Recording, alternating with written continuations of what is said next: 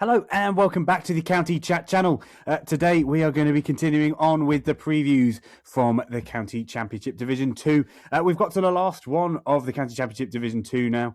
We've gone through all the teams that sort of remained and didn't get promoted. We did Worcestershire last, who were the team who got relegated in last place from Division 1. And now we're on to Durham, who got relegated in the sort of second relegation spot. So this is finishing off the Division 2 previews, if you will. As we have been doing for all of them, we're just kind of going through Durham. We're going to be going through how the season went last year, what ended up meaning they got relegated, what they've done over the winter to try and sort of get straight back into the first division, just how their team's looking, how the leadership group's looking, what their overseas signings are looking like, who is the standout player from their 2025 season, and who I think might be a potential star performer for the 2026 season. Alongside that, we'll be having a little look at their statistics from 2025 and a little look at sort of what I reckon might be a first day lineup for Durham in the County Championship. So anyway, without further ado, we'll get into the leadership group, as I've just mentioned. They've stuck with the same two people, really. Ryan Campbell remains the head coach. I mean, I think he had signed a contract extension maybe just before last season, or maybe this season before that, and it was a 3-year one. So I don't think they were going to basically fire him and pay the compensation. I think Durham will probably look at this as 2025 season as a bit of a freak result, and we'll get into how that can be sort of true in a minute. And then with the captain again.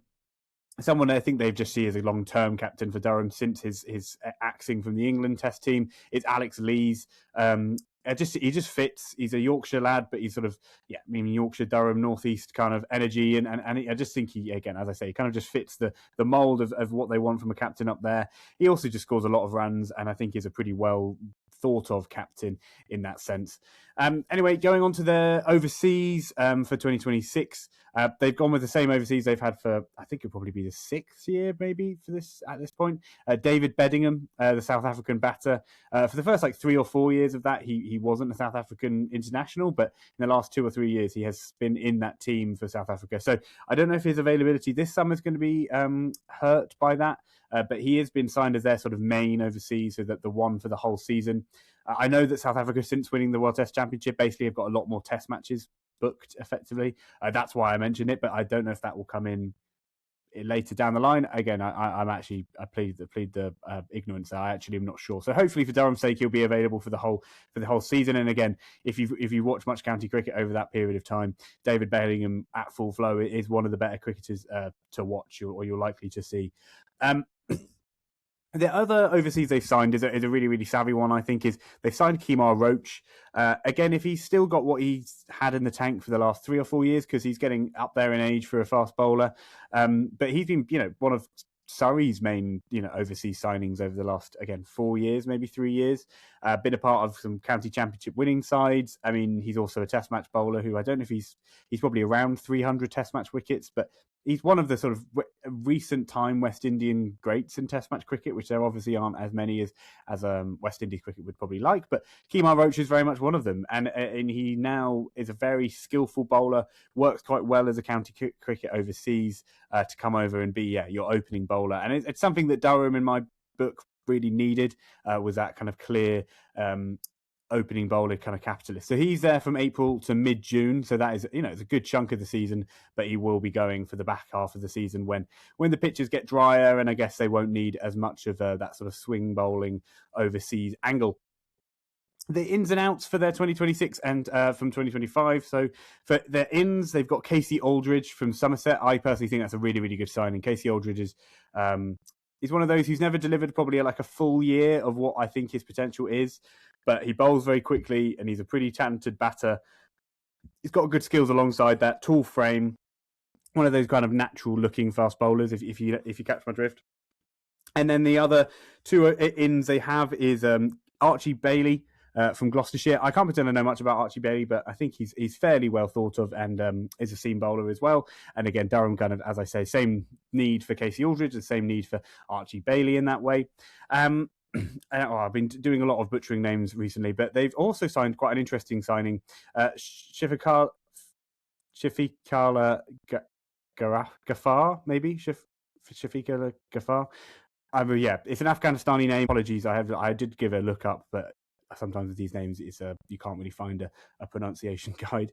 But anyway, he's been playing like local cricket, I think, in Yorkshire and Durham leagues. And I think, I saw some stats like he's taken like 200 wickets in like 3 seasons, with a couple of hundreds in like high up, not domestic, but club cricket. So they've signed him, and I think that's a really, really cool signing, just in a more of a just objective like world cricket sense. A sort of migrant visa from Afghanistan, and all the things going on in the geopolitical sense of that. And also, he's just an excellent cricketer by the looks of it. And I guess at the club cricket level, he has dominated. So it'll be very interesting to see if, especially in a Division 2 year, they'll be able to give him the opportunities that he should get. And to be fair, Durham don't really have much of a spin bowling option, other than George Drissel, who I don't see that as much of a frontline spinner. So maybe, and again, in the sort of back half of the season when Kemar Roach is gone, maybe someone like Ghaffar could have a go for the team. And then for the outs, excuse me, we've got Mitchell Kylene for Essex. Again, he didn't play all that much for Durham. It's an interesting signing that Essex have got him in, but I think he's, again, someone you'd probably say is quite highly touted in county cricket generally. So, I'll be interested to see how that plays out for Essex. And then Paul Coughlin, who we've mentioned, he's left for Lancashire, another kind of seam bowling all-rounder. Very talented cricketer, often a bit injury prone. He's a Durham lad, so I guess there's always a shame when someone leaves their boyhood club. But I think again, maybe a mutually beneficial one for them there. And then Basta Leader is the last one. He was released from their contract just to prioritise international commitments with the Netherlands. And again, a sort of mutually beneficial one. I guess Durham would want to know who is in their sort of team for the years coming up. And Basta Leader, if he sort of has got the assurances from the Dutch Cricket Board that he will be very much a part of their team going forward, it's understandable that you wouldn't want to feel held down by a county cricket contract. So again, a sort of another mutually beneficial out, if you will, for me. Anyway, now getting on to what we do at this point is do a little squad list. Durham's cricket website is a confusing one, to say the least. There's quite a few people named twice in their squad list. A bit of a mix and mash. So if there's anyone missed or I don't mention, just that's why. I think I'm sure there's other players maybe around, but also maybe they just have quite a small squad. Anyway, without further ado, the batters are as such: is Alex Lees, David Bedingham, Ollie Robinson, Emilio Gay, Ben McKinney, Graham Clark. For bowlers, there's Kemar Roach, Matthew Potts, Bryden Cass, Callum Parkinson, Daniel Hogg, Archie Bailey, Shafiqullah Ghaffar. Also, bowlers, obviously, Mark Wood would fall into that as well, but I don't see Mark Wood playing that much Red Bull County cricket this year, just because of the nature of his injuries and stuff like that, and unfortunately, where his career is at this moment in time. And then for all-rounders, Colin Ackerman. I also didn't mention Ben Stokes, but there's actually a good chance Ben Stokes might end up playing a few county cricket games. But Colin Ackerman, Scott Borthwick, he's signed like a player-coach deal, and I think he's still on that contract. So whether or not Scott Borthwick, again, I guess it maybe would be more if like loads of injuries happened, he would play, or if they were like dying for a sort of batting all-rounder option. Because I just think it seems like he's been doing a lot more coaching as of recently. Anyway, then Will Rhodes, then Ben Rain, and then George Drissel as all-rounders within the Durham team. So again, a very strong squad if you ask me. I mean, like again, if you went through player by player from last year, to me, you wouldn't have expected them to get relegated from Division 1, quite frankly. I think there's other sides who have weaker squads who stayed up. And the only team who I think, were obviously weaker was Worcestershire. And I think I always saw Worcestershire going down. But Durham were probably in that thing. But anyway, I didn't see them as a team to get relegated. And without sort of referring to that, we'll move on to the kind of team review for 2025. Just a little brief synopsis of the season. I think it's safe to say going into the 2025 season, no one would have expected Durham to be near the bottom of the table. I don't think anyone predicted them there. Some cricket commentator, absolute idiot, claimed them as a dark horse for the title. I don't know who possibly I might be referring to. If that wasn't obvious, that was me who referred to them as a dark horse for the title in 2025. That kind of proves the point that I think, at least that's where I was looking at them going into 2025. I think other county cricket people might have said that as well. I don't think I was alone in maybe that sentiment, is all I'm trying to say. But I did say that they were a dark horse, and then they've proceeded to get relegated. So Durham fans, I can only apologise for that one and my, I guess, jinxing it. But yeah, they of course did not prove to be a dark horse of the title, and they obviously went on to get relegated after. Well, quite frankly, it was quite tough to watch. On the last day of the season, they just totally fell apart at Headingley, and I think Yorkshire and Hampshire were also the other teams that could get relegated, and they of course were playing Yorkshire, so it made that game very, very important. And they, I mean, I've not looked into it. I should have looked up the stats there just so I knew the scorecard. We're talking about it now, but I don't think they needed to do much. I think they just needed to bat for all of day 4 and they would have survived. I think that was all it was. And maybe they didn't even have to play a whole day 4. I think it was like 2 sessions of day 4. Anyway, to obviously ruin the point, and they've got to this point, they just totally fell apart against Yorkshire's bowling lineup, and Yorkshire stayed up, and so did Hampshire, and Durham went down. That is obviously unmitigated, and Durham have to own that. But they also, I do think, did get quite unlucky last year. I mean, they had a few unlucky fixtures in the case of they were in them and they should have maybe got a draw or a win, and they lost. Like they lost to Warwickshire quite dramatically, and they just had a lot of fixtures that they were close to. But the reason I'm referring to them as unlucky, and this is one of my bugbears with the county cricket, how it's set up at the moment. In Division 1, there's 10 teams, but you play 14 matches. Now, you don't take a mathematician to work out you're not therefore playing everyone twice, but you are playing some teams twice. Durham were very unlucky in 2025. They played Surrey, who came second and had also been the champions the 3 years before that. They played Surrey twice, and then they also played Nottinghamshire twice. So let's say if they played everyone twice, 10 teams in a league, you play everyone twice, you play 18 matches. So 14 is the total they play. So it means you don't play 2 teams twice. But to end up of the teams you could play to get like a Durham and Nottinghamshire, to get Surrey and Nottinghamshire twice is quite unlucky in a way. I mean, other teams obviously had to play Surrey and Nottinghamshire twice as well. I'm not claiming they were like alone in that, but again, it's those sort of fine margins where, to me, I think that's why the way the leagues run at the moment isn't quite fair, to be honest. I've said this throughout these previews. That is kind of a video for another day, and I assure you I am making it. But I do think Durham are in a situation where they did get a little bit unlucky due to the scheduling, and that is just the nature of the beast in a way, and it's totally uncontrollable, and that is why I call it unlucky. There was other things that they did control and they weren't unlucky with, like that last day collapse, like the giving up of that win against Warwickshire at home. But you know what I mean. There's a lot of close gone things that went against Durham in 2025. They did also beat Nottinghamshire in one of those matches, which again is like a good sign. I don't think Nottinghamshire lost many games throughout the season. Nottinghamshire won the league, if you were unaware. So again, it proves the sort of talent that this team has, and like they could beat anyone sort of on their day in county cricket.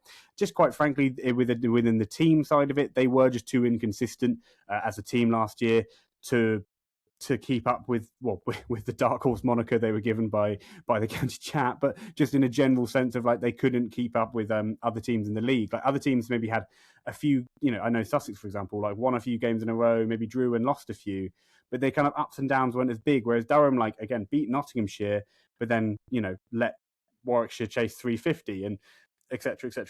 and collapsed against Yorkshire. So there was a lot of, maybe you'd say, kind of soft underbelly. Like when things went against Durham, they fell apart a little bit more than you'd expect them to.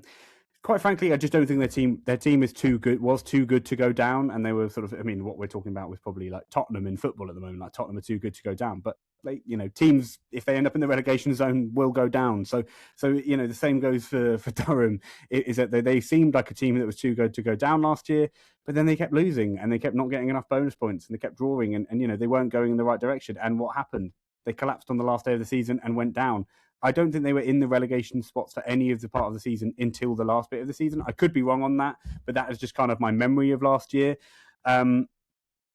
With all that being said, that's kind of why I do expect them to bounce straight back up. And if you've been following following along with my kind of filling of the county championship table, you might be able to jump ahead to where the predicted finish for Durham will be, because I just think that their team is too good to stay in Division 2 for a season, to be honest.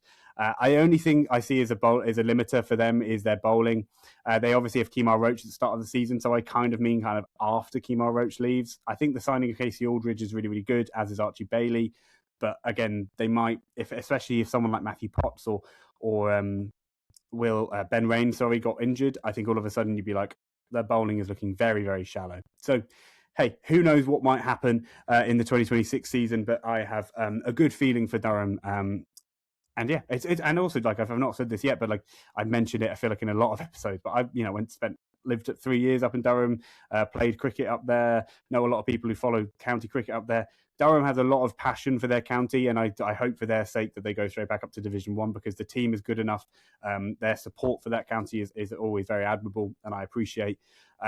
So yeah, fingers crossed for Durham, and I'm sure they will go up.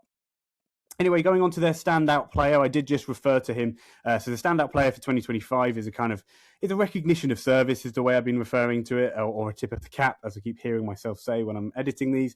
But it's sort of looking at a player and saying, if you were the best player for them in 2025, you're likely going to be one of their best players in 2026. Anyway, the player, without further ado, is Ben Raine. Ben Raine is someone I've always been a big fan of. I think again, he's one of those, I feel like if you're a big county cricket fan, Ben Raine is someone you naturally kind of have some love for in a way. So he's a bowling all-rounder, but anyway, to cover his stats, he scored 468 runs at an average of 26 last year, scored a very good 100 at one point in the season, strike rate of sort of 72. And then with the ball is his predominant skill as an opening bowler. 44 wickets, an average of 27.95, an economy at 2.86. And he bowled the most overs, quick maths here, about 58, I think. Bowled the most overs out of any of his teammates by that much. So again, he had to shoulder a lot of load in the bowling department and did the whole way through. And I think he kept Durham afloat in a lot of games and won them a lot of games. He also, in the same sort of breath, batting was a really big, him being able to score some runs from the bottom of the order was another really, really important thing. Anyway, so Ben Raine is the standout player for 2025 for Durham. Anyway, so the potential star performer for 2026. So in the same way that the standout player for 2025 is more of a look back, the potential star performer is a little bit more of a look forward.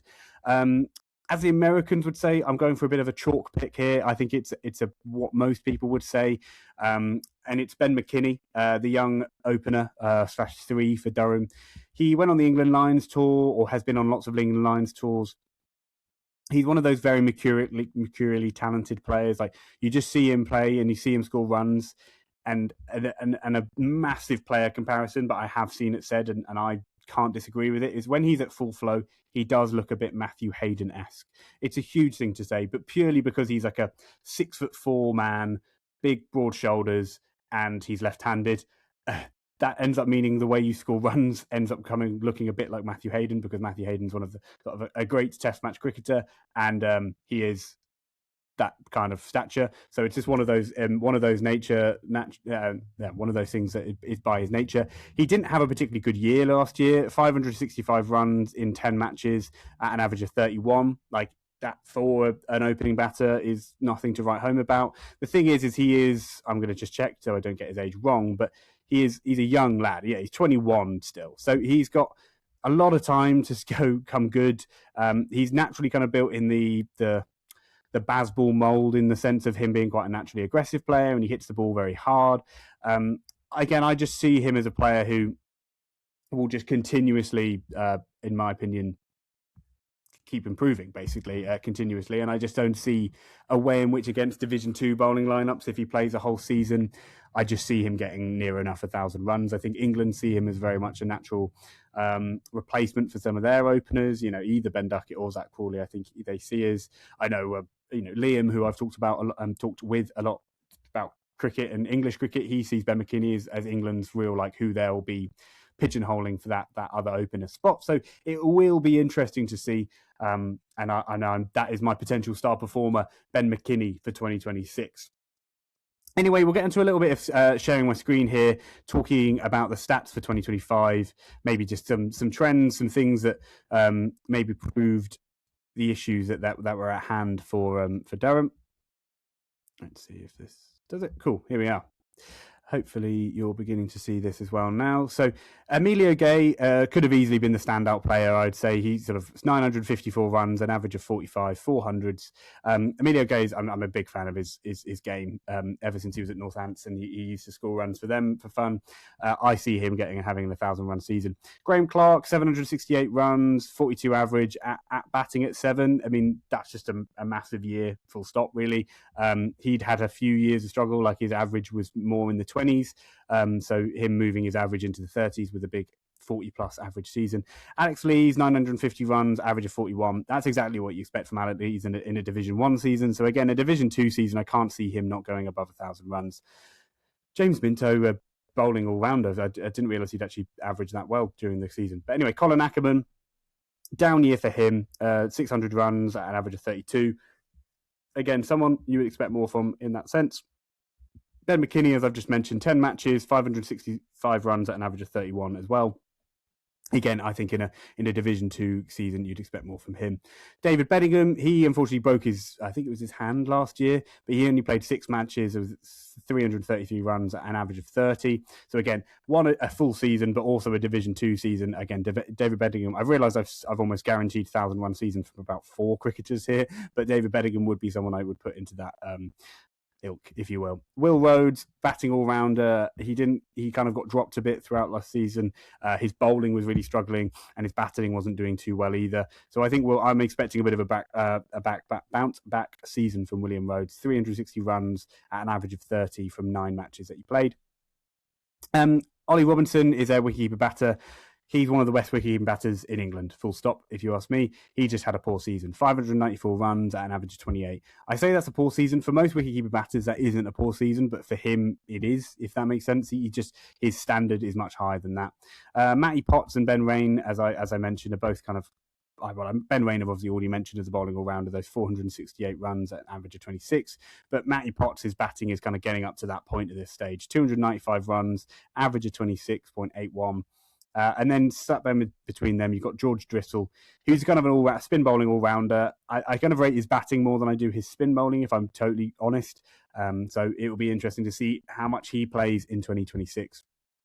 Now, going on to the bowling, this was a bit of where I think their main issue was with the kind of inconsistency of bowlers. They had to get someone like Jake Ball. They got in on a one-match loan. Mitch Kylene, again, is the lad who's gone off to Essex. Cody Youssef was an overseas for them last year, and he had a good year really basically when he was there. Neil Wagner played 1 match.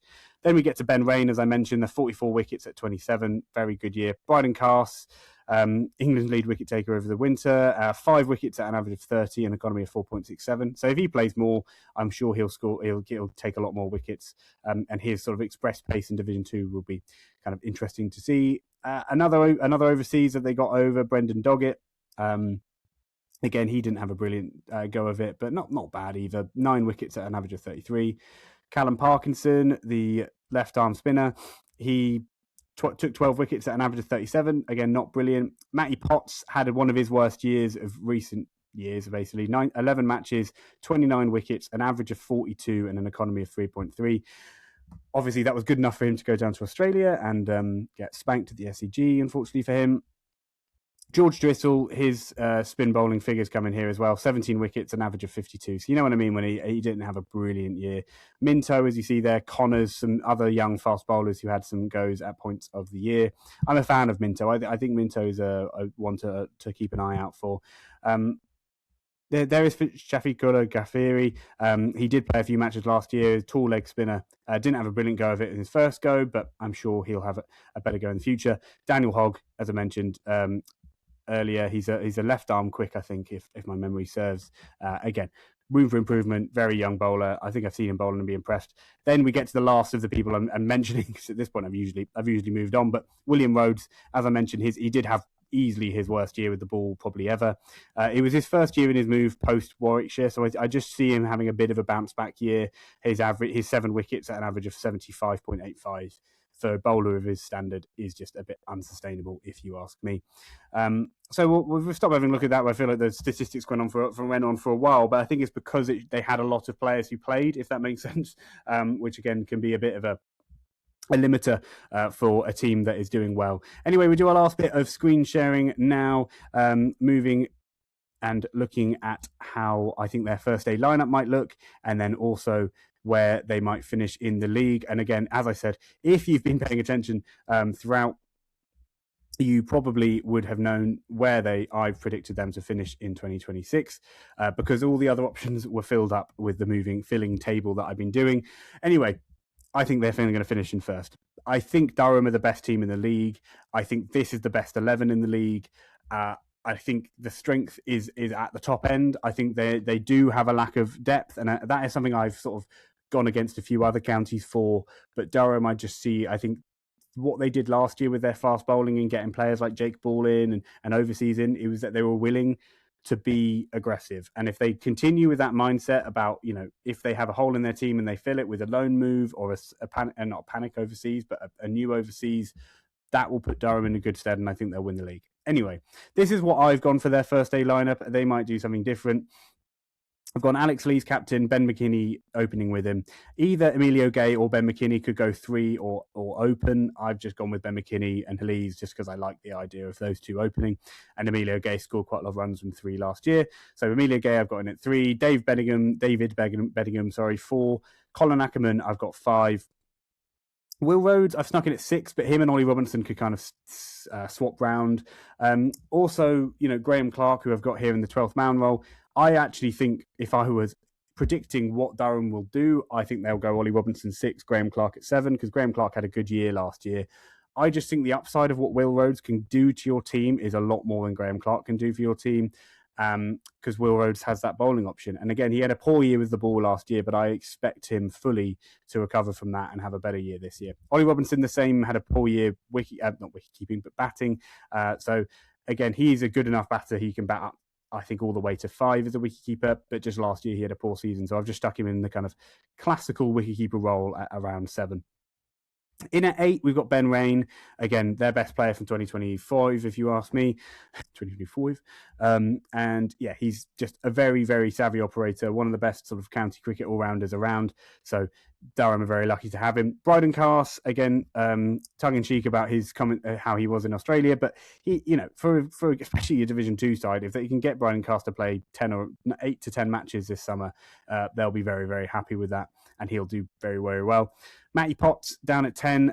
Again, he's more than good enough to have a 50-wicket season in Division 2. And I think he probably will, again, if he gets a full year in. Kemar Roach, again, you can just look at the stats for yourself if you want to with Kemar Roach, but you also, look up Kemar Roach playing in the county championship for Surrey. He just has that skill, moves the ball late, takes edges, will take wickets in April and May, and I think it's a very good signing for me. And then, as you say, I've got Graham Clark in at the 12th man position, and then Casey Aldridge in as another 13th man, just because I think when Kemar Roach goes, Casey Aldridge is a very, very obvious replacement. Also, if he was the replacement and Bryden Cass was still there, Matthew Potts being an 11 would mean they would easily have the best batting team in any bit of the county championship, first division or second division, because Matthew Potts is, in my opinion, should probably be an 8 or a 9. But because of Bryden Cass, Ben Rain, etc., I've got them loaned out. Honestly, watching them bat, I think Matthew Potts has got a better all-round technique than Bryden Cass actually does. So that's just my opinion. And yeah, as I mentioned already, predicted 2026 finish, I have them coming in first. I just look at this team and I just see so few holes. And I think they've also had recent experience of Division 2, some of these teams and some of these players. So I just see them as going straight back up. Who knows? I could be wrong. They could have a bit of a sort of a slump after getting relegated and not be anywhere close. And I do see teams like Derbyshire, Middlesex and Lancashire being very much poised if that is the case. I have Worcestershire going and being further down. I kind of predict Worcestershire will have that kind of effect, whereas Durham, I don't. I don't know if that's fair or not. I mean, I don't really know. It's hard to know. They are predictions. I am not some oracle who knows what's going to happen this season. But that's just the way I look at it. And maybe there's some bias in me having gone to uni up there. But I do think if you look at those players, player for player, as a team, it is a ridiculously good team. Anyway, that is it for the Durham preview. I think we've covered everything we can. And I hope you've really enjoyed. If you have enjoyed, leave a like, drop a subscribe or a follow if you're here on Spotify or Apple Podcasts. If you're watching on YouTube, there'll be some of my other videos coming up and the playlist for all the other previews. We'll be getting on to Division 1 pretty much straight away. I'll be working on those videos almost instantly for you guys. So if you are enjoying the series, make sure you click a subscribe, follow, as I said. Drop a comment if you're a Durham fan and you have any comments. And yeah, thank you very much for watching. I'll see you all very, very soon. And that is all from the County Chat. Thank you and goodbye.